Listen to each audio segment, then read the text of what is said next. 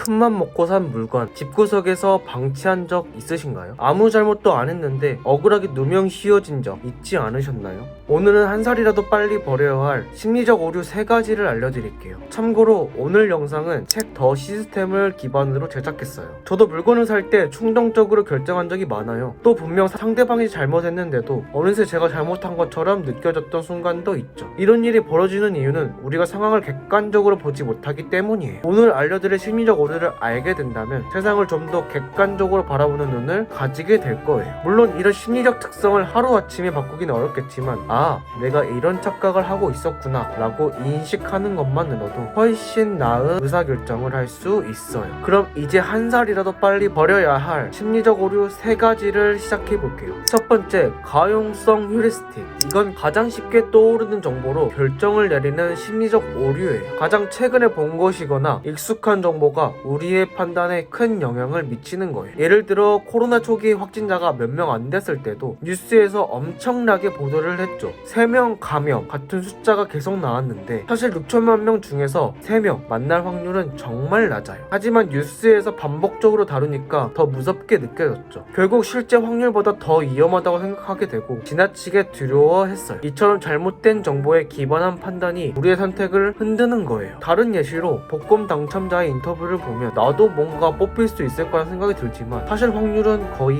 0입니다. 평생 동안 아무리 복권을 사도 뽑힐 확률이 0에 가까운 것. 비행기를 처음 탈 때 왠지 사고가 날 것 같은 두려움이 들죠. 하지만 자동차 사고보다 사고 확률이 훨씬 낮습니다. 두 번째, 감정적 호소. 이건 감정적으로 사람을 설득해서 논리를 무너뜨리는 심리적 오류예요. 어릴 때 친구랑 싸우다가 한 명이 울어버리면 그 친구가 잘못했더라도 우는 친구가 피해자인 것처럼 보였던 적 있으셨죠? 결국 나머지 한 명은 억울하게 혼났을 거예요. 사람은 감정적인 이야기에 약하기 때문에 누군가가 억울함을 호소하거나 울먹거리면 논리적으로 따지는 게 어려워져요. 다른 예시로 기부 광고에서 불쌍한 아프리카 어린이나 한국에 있는 가난하고 힘든 가정에서 자란 아이들 광고 본 적 있으시죠? 그것을 봤을 때 원인이나 진실을 따지기보다 감정적으로 기부를 하게 되죠. 세 번째, 확증 편향입니다. 이건 내가 보고 싶은 것만 보고 듣고 싶은 것만 듣는 심리적 오류예요. 예를 들어 진보 성향을 가진 사람이라면 유튜브 알고리즘은 진보를 찬양하는 영상들로 가득 차겠죠. 보수 성향의 사람도 마찬가지로 보수 성향의 영상만 보게 될 겁니다. 또 AI가 변호사를 대체할 수 있다는 소식 요즘 최근에 나오고 있죠. 하지만 이 정보에 대해서 부정적으로 생각하는 변호사는 긍정적인 정보는 무시하고 부정적인 정보만 찾아보게 될 겁니다. 이렇게 자신이 보고 싶은 정보만 보면 상황을 객관적으로 판단하기 어려워집니다. 그 결과 잘못된 결정을 하게 되고 삶이 불행해질 수도 있어요. 추가적으로 연예인의 구설수를 접했을 때 팬들은